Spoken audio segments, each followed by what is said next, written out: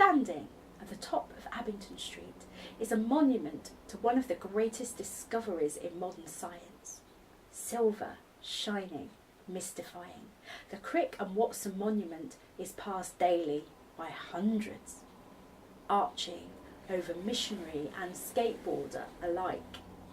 However, there is a missing strand to this monument to DNA, a discovery which involved 4 keen minds, 3 Nobel Prize winners, 2 celebrities and 1 photograph.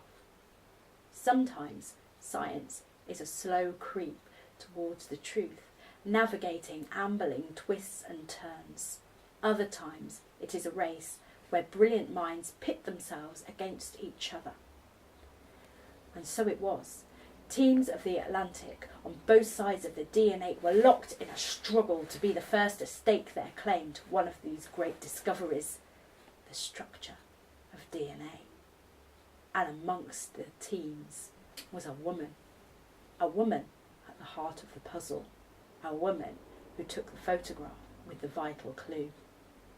Rosalind Franklin, or Rosie, as Crick and Watson called her behind her back, her contribution ignored and lost to the mists of time. To the boys, she was just the photographer.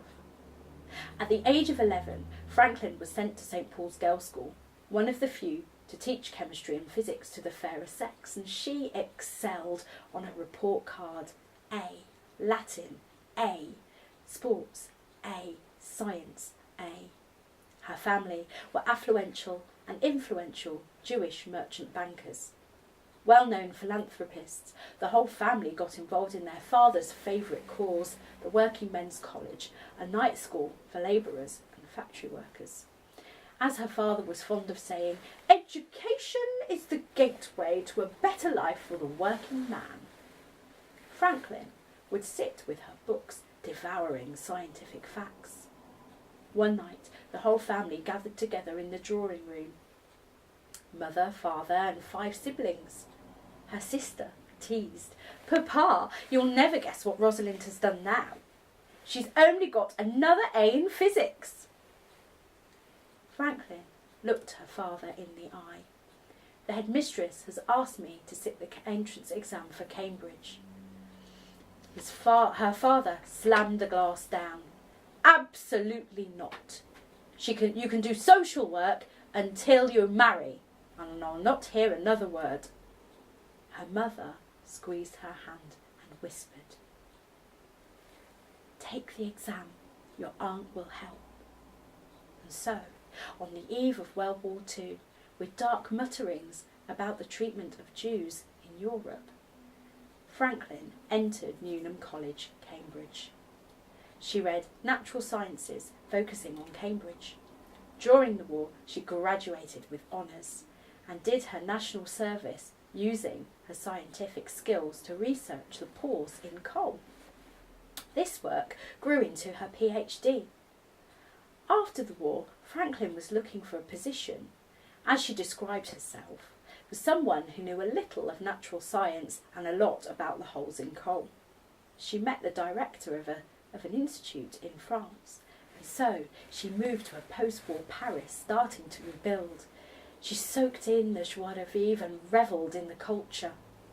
It was here that she learnt about X-ray crystallography, a process where atoms could be photographed. But her mind knew that she had to return to England, for that is where the cutting-edge science was happening. And so in 1951 she joined King's College, London.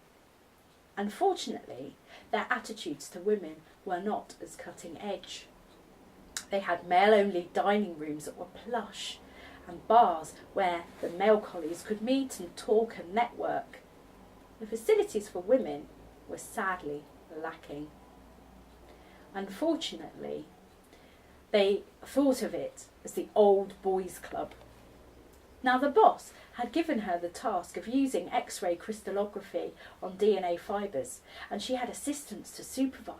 And so finally she had a reason to stay at the old boys' club until Marcus Wilkins returned from holiday. The boss had forgotten to mention to either of them that the other was working on the problem. And as Wilkins was already working on the problem, and a man, he naturally assumed seniority. So they clashed, his nature cold to her hot, slow to her quick, speculative to her decisive. She was disappointed enough that she was treated like an assistant, but particularly when she was the expert crystallographer. Despite this antagonism, they together had discovered that DNA was long and thin when wet and short and fat when dry. Later in the year, their findings were presented in a lecture, and in the audience, one Watson from Cambridge, frantically taking notes to take back to his colleague Crick.